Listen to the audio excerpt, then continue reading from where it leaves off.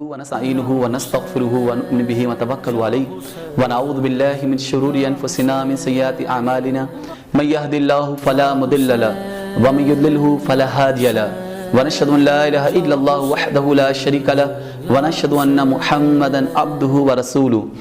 أرسله بالحق بشيرا ونذيرا بين يدي الساعة من يطع الله ورسوله فقد رشد ومن يعصهما فإنه لا يضر إلا نفسه ولا يضر الله شيئا أما بعد فأعوذ بالله من الشيطان الرجيم بسم الله الرحمن الرحيم قل لا أسألكم عليه أجرا إلا المودة في القربى صدق الله مولانا العظيم وصدق رسوله النبي الكريم قال رسول الله صلى الله عليه وسلم إن أولى الناس بيوم القيامة أكثر من الصلاة علي اللهم صل على سيدنا مولانا محمد وعلى آلہ و صحابہ بارک وسلم۔ ناظرین محترم، کربلا کا واقعہ تاریخ انسانی کے اندر ایک سب سے بڑا واقعہ ہے۔ حضرت آدم علیہ السلام سے لے کر عیسیٰ علیہ السلام تک تمام نبیوں میں کسی کی بھی اولاد کے ساتھ ایسا نہیں کیا گیا جو امام حسین کے ساتھ، آل رسول کے ساتھ، چمن زہرہ کے ساتھ، گلستان حیدر کے ساتھ اور آل نبی کے ساتھ جو کیا گیا، یہ پوری تاریخ اقوام عالم کے اندر ایسی مثال نہیں ملا کرتی۔ شبیر نے یزید کی دستار توڑ دی، سوکھے گلے سے ظلم کی تلوار توڑ دی، ایک تیر آ رہا تھا جو جس میں حسین پر اصغر نے بڑھ کے تیر کی رفتار توڑ دی۔ جی ہاں، میرے حسین امام پاک رضی اللہ تعالیٰ عنہ کی قربانیاں ہیں، وہ لازوال قربانیاں ہیں کہ قیامت تلک ان کی گونج پڑتی رہے گی، لوگ یہی سے جذبہ حاصل کریں گے، کیونکہ سب سے بڑی ایک قربانی نظر آتی ہے۔ کون؟ امام حسین پاک رضی اللہ تعالیٰ عنہ۔ کہا جاتا ہے کہ 60 ہجری کے اندر امیر معاویہ رضی اللہ تعالیٰ عنہ انتقال کر جاتے ہیں۔ ان کے بعد یزید پلید براجمان ہو جاتا ہے۔ یزید کون ہے؟ زمانہ جانتا ہے، ایک ظلم کا سمبل یزید ہے، ظلم کی علامت یزید ہے، ظلم کرنے کے لیے بہت آگے بڑھ جانے والا وہ یزید ہے۔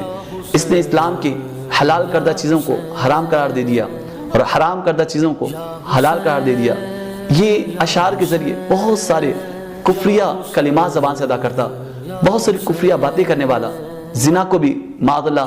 جائز قرار دینے والا، بلکہ اس نے یہ وہ شخص ہے کہ جس نے سب سے پہلے اسلامی اقدار کو بدلا ہے، اسلامی قدروں کو بدلا ہے۔ اس کے دور میں شراب عام ہو گئی، زنا کو عام کر دیا، اور جانتا تھا کہ میں کتنا بڑا فاسق و فاجر ہوں، تو یقیناً اب کچھ ہستیاں ایسی ہوں گی جو اس کو امیر المومنین تسلیم نہیں کریں گی۔ تو سب سے پہلے یزید نے 60 ہجری کے اندر رجب کے اندر جب یہ تخت نشین ہوتا ہے، سب سے پہلے اس نے مدینہ کے گورنر کو حکم دیا کہ سب سے پہلے عبداللہ بن عباس، عبداللہ بن عمر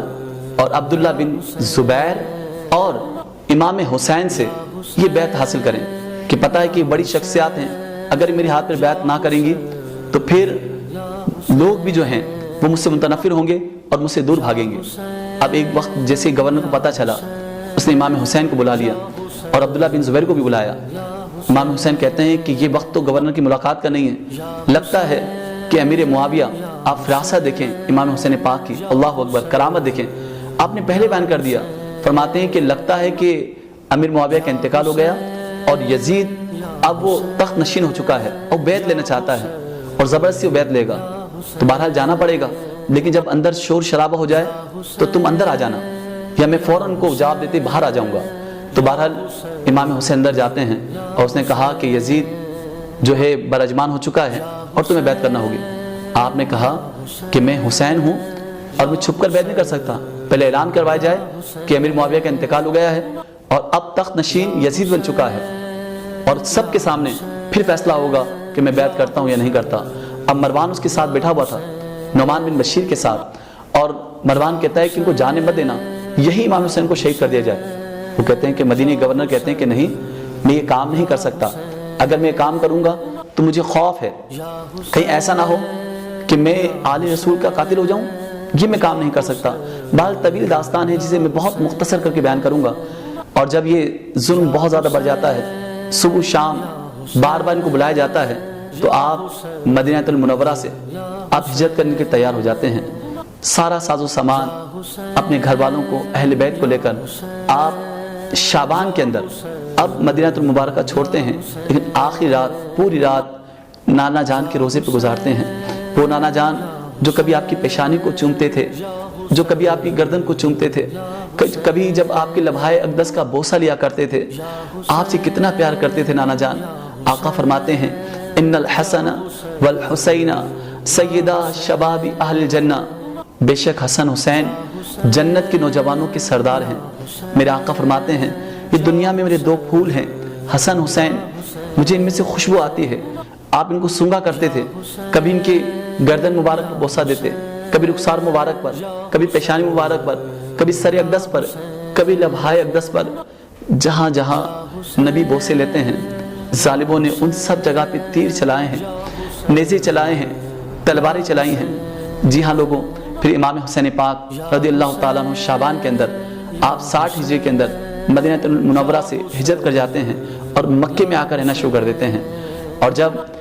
7 ذوالحجہ تک آپ مکہ المکرمہ میں رہتے ہیں، اب پوری دنیا کے حجاج آ رہے ہیں، اب وہ مینا کی طرف جانا چاہتے ہیں، مکے میں بہت کم لوگ رہ گئے ہیں، اور اب یہاں سے جب آپ کو یہ خوف محسوس ہوتا ہے کہ ایسا نہ ہو کہ تلواریں مکے تک پہنچ جائیں، اور آپ یہاں سے بھی ہجرت کرنا چاہتے ہیں کیونکہ سینکڑوں خطوط آ چکے ہیں، درجنوں قاصد آ چکے ہیں، اور جن کے خطوط میں یہاں تک لکھا ہوا تھا اگر آپ نہیں آتے، اگر آپ ہمارے امیر المومنین نہیں بنتے تو ہم یزید کے ہاتھوں بیعت کر لیں گے اور اللہ کی بارگاہ میں عرض کر دیں گے کہ ہم نے بہت کوشش کی کہ نیک تینت اور بہت مقدس شخص کو ہم نے اپنا امیر المومنین بنانا چاہا، مگر ہمارے پاس کوئی چل کر نہیں آیا۔ تو ان کی خطوط میں ایسی باتیں تھیں تو مجبوراً امام حسین رضی اللہ تعالیٰ عنہ کو وہاں سے ہجرت کرنا پڑی۔ کہتے ہیں کہ جس سے عبداللہ بن عمر کو پتہ چلا وہ آ گئے اور کہا بھائی تمہیں اللہ کا واسطہ ہے مت جاؤ، کوفی جو ہیں وہ اپنے وعدے کو پورا نہیں کرتے، انہیں تمہارے والد محترم کے ساتھ کیا تمہارے بھائی حسن کے ساتھ کیا اور وہ تمہارے ساتھ کرنا چاہتے ہیں۔ یہی بات عبداللہ بن عباس نے کہا کہ آپ مت جائیں، مجھے لگتا ہے کہ وہ تمہارے ساتھ نہیں ہوں گے، ان کی تلواریں تمہارے خلاف لڑیں گی اور وہ تمہارے خلاف عمل کریں گے۔ بہرحال جو صحابی ملتا آپ کو منع کرتا، مگر جو تقدیر کے فیصلے ہیں وہ ہوا چاہتے ہیں۔ امام حسین کا ایک جواب تھا، آپ فرماتے تھے امام حسین پاک کہ میں نے خواب میں اپنے نانا جان کو دیکھا ہے اور میرے نانا جان نے جو فرمایا ہے وہ ہو کر رہے گا، وہ میں کروں گا، اب اس میں ہماری جیت ہو یا ہار مجھے اس کی کوئی پرواہ نہیں، مگر مجھے اسلام کی خدمت کے لیے جانا ہے۔ آپ کے جملے تھے اور آپ چلتے ہیں۔ یہ بات پتہ چلی جب محمد بن حنفیہ آپ کے بھائی کو، تو آپ وضو کر رہے تھے تشت کے اندر، اتنا آپ روئے کہ پورا جو تشت تھا آپ کے آنسوں سے تر ہو گیا۔ آپ چند افراد کو لے کر، اہل بیت کی نفوس قدسیاں ہیں، آپ کے آبان ہیں، آپ کے انصار ہیں، آپ کے کچھ احبہ ہیں، سب آپ وہاں سے ہجرت کر جاتے ہیں۔ اب بتائیں مکہ بھی چھوٹ رہا ہے، مدینہ پہلے چھوٹ چکا ہے، اور آپ کوفے کی طرف آ رہے ہیں۔ چلتے چلتے راستے کے اندر ایک فرزدق شاعر ملتا ہے، آپ اس سے کوفے کے متعلق سوال کرتے ہیں کہ کوفے کے متعلق بتائیے کیا حال ہے، کیونکہ اس سے پہلے آپ مسلم بن عقیل کو بھیج چکے ہیں اور مسلم بن عقیل کے ہاتھوں پر 18,000 افراد بیعت کر چکے ہیں، اور دوسری بیعت کے تحت 2-3 دن کے اندر 40,000 افراد آپ کے ہاتھوں بیعت کر چکے ہیں۔ آپ مطمئن ہو گئے اور آپ نے ہجرت کرنا شروع کر دی۔ اب راستے میں فرزدق آپ سے ملتا ہے، آپ کہتے ہیں عراق کی بابت ہمیں بتائیں کہ عراق کے لوگ کیسے ہیں، کوفہ کے لوگ کیسے ہیں۔ اس نے بڑی پیارا جملہ دیا، شاعر تھا۔ فرزدق کہتا ہے کہ مجھے یہ محسوس ہوتا ہے ان کے دل تو آپ کے ساتھ ہوں گے مگر ان کی تلواریں بنی امیہ کے ساتھ ہوں گی، ان کی تلواریں آپ کے ساتھ نہیں ہو سکتی۔ تو آپ چلے، اور چلتے ہوئے بھی آپ کو معلوم نہ تھا کہ وہاں راستہ بالکل تبدیل ہو چکا ہے، وہاں ابن زیاد کو گورنر بنا کر بھیج دیا گیا ہے، اور یزید نے بڑی سختی والے پیغام دیے ہیں۔ ابن زیاد کو صاف انداز میں کہہ دیا کہ تمہیں بیعت لینی ہے امام حسین سے، سختی سے بیعت لو، جبرن بیعت لو، اور تمہارا بیعت لینا بہت ضروری ہے۔ تو ابن زیاد ابھی گورنر کوفے کا بن جاتا ہے، اور آتے ہی جتنے لوگ مسلم بن عقیل کے ساتھ تھے ان سب کو بھاری بھاری رشوتیں دی، بہت سارا پیسہ دیا، بہت سارا مال دیا، اور ان کو اپنی طرف کر لیا، اور جو کمزور لوگ تھے وہ ان کو دبا لیا، اور اس طرح پھر مسلم بن عقیل رضی اللہ تعالیٰ عنہ کو شہید کر دیا جاتا ہے، اور آپ کے دونوں بیٹے محمد اور ابراہیم دونوں کو شہید کر دیا جاتا ہے۔ ناظرین محترم، اب آپ چلتے چلتے بالکل عراق کے قریب آ چکے ہیں اور عراق کی سرحد میں قدم رکھ چکے ہیں۔ اب جیسے ہی قریب جاتے ہیں، بہت طویل داستان ہے، مختصر کر کے بیان کر رہا ہوں۔ اب یہاں کیا ہوتا ہے لوگوں، یہاں یہ معاملہ ہے کہ حر رضی اللہ تعالیٰ عنہ، اب ابن زیاد کے کہنے پر 1000 لشکر کے ساتھ حر آپ کو پکڑ لیتا ہے، اور کہنا یہ تھا آپ کو کہ آپ بس ابن زیاد کی طرف چلیں، اور مجھے حکم ہوا ہے کہ میں آپ کو لے کر کوفے تک پہنچا دوں۔ آپ نے کہا امام حسین پاک میرے امام فرماتے ہیں خدا کی قسم اس میں تمہاری موافقت نہیں کروں گا، نہ میں یزید کی بیعت کر سکتا ہوں، نہ تمہارے ساتھ ابن زیاد کے ساتھ چلوں گا۔ کہا مجھے تو حکم یہی ہے کہ بہرحال اب وہ ساتھ ساتھ رہنے لگا۔ نماز کا وقت آیا، اب آپ نے وضو فرمایا، امام پاک نے وضو فرمانے کے بعد فرمایا کہ تم نماز میرے ساتھ پڑھو گے یا الگ؟ کہا نہیں حضرت آپ کے پیچھے پڑھوں گا۔ پورا لشکر بھی، اب حسینی لشکر بھی اور حر کا لشکر بھی، سب نماز امام پاک کے پیچھے پڑھتے ہیں۔ اب رات ہو گئی، اب رات میں دونوں گفتگو کر رہے ہیں۔ ایک روایت میں آتا ہے کہ وہ چاہ رہا تھا کہ کسی طریقے سے آپ کو جانے نہ دے، بلکہ زبردستی ہی ابن زیاد کے پاس لے جائے، اور امام حسین پاک وہ تیار نہ تھے، مگر حر جو ہے وہ اہل بیت سے محبت کرتا تھا، عالی نبی سے دل کے اندر اس کے اندر محبت تھی، وہ زیادہ سختی کرنا نہیں چاہ رہا تھا۔ کہتے ہیں رات میں ایک روایت میں یہ بھی آتا ہے اس نے صاف کہہ دیا کہ آپ کہیے گا کہ خواتین میرے ساتھ ہیں، محرمات میرے ساتھ ہیں، میں ان کے ساتھ الگ خیموں کے اندر سوؤں گا، اور آپ ان کو لے کر آپ یہاں سے چلے جائیے گا۔ تو کہتے ہیں کہ جب آپ چلتے چلتے آپ پوری رات چلے گئے، آپ جس جگہ ٹھہرے اب 2 محرم تھا، اس جگہ کا نام کیا تھا؟ وہ نہر فرات بھی بہ رہی تھی، القمہ کی زمین تھی، اور وہاں اس جگہ پر جب نام پوچھا گیا تو اس جگہ کا نام کربلا تھا۔ جب خیمے گاڑے گئے تو جس چوک کو زمین پہ لگایا جاتا وہاں سے تازہ خون نکل آتا، وہ خونی سرزمین تھی، خون نکل رہا تھا۔ سیدہ زینب آتی ہیں، کہتی بھائی یہاں نہیں ٹھہریں گے، کہیں اور ٹھہریں گے، اس خونی سرزمین سے مجھے ڈر لگتا ہے۔ آپ نے کہا کہ بہن یہیں پر ٹھہرنا ہوگی، یہیں پر ٹھہرنا ہوگا، یہ کربلا ہے۔ بابا جان نے بھی کہا تھا کہ جب ہم جنگی صفین سے واپس آ رہے تھے، کہا یہاں میرے بیٹے حسین کے کجاوے رکھے جائیں گے، یا ان کے جانور بٹھائے جائیں گے، یہاں ان کے خیمے لگائے جائیں گے، اور اس جگہ ان کو شہید کر دیا جائے گا۔ میرے نانا جان نے بھی کہا تھا کربلا کی زمین ہوگی اور میری امت میرے نواسے کو شہید کر دے گی۔ اب بہن یہیں پہ ٹھہرنا ہے اور یہیں پہ رکنا ہے۔ تو کہتے ہیں بہرحال رات کے وقت آپ پھر وہاں سے سفر کرتے ہیں، پوری رات 2 محرم کی رات تھی، 3 محرم شروع ہو چکا ہے، اور پوری رات آپ سفر کرتے ہیں۔ ایک روایت میں آتا ہے کہ دوبارہ جب صبح پہنچتے ہیں تو اسی جگہ پر پہنچے ہیں۔ آپ سمجھ گئے اب اس سے جانا ممکن نہیں، اور کہا اب یہی ہمارے خیمے ہوں گے، یہی ہمارے مقتل بنیں گے، اور یہی ہمارے بچوں کو قربان کیا جائے گا۔ آپ وہیں پر جلوہ فروز ہو گئے۔ اب 3 محرم کو ابن زیاد عمرو بن سعد کو، ابن سعد کو بھیجتا ہے 4000 لشکر کے ساتھ، اور اس کو پیغام دے دیا کہ کسی بھی طریقے سے حسین کو میرے پاس لے کر آؤ، اور اس نے پورا خط بھی دکھایا، اور چونکہ اس کو لالچ دی تھی کہ تم نے اگر امام حسین کو شہید کرنا ہے اور وہاں دیلمیوں سے، جو دیلمی کفار تھے، ان سے تمہیں جہاد کرنا ہے، اور جہاد کرنے کے بعد تمہیں رے کی حکومت دی جائے گی۔ یہ رے کیا ہے؟ یہ دارالخلافہ ہے تہران،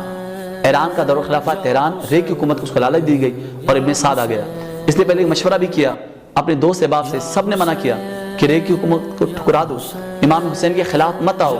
امام حسین سے لڑنا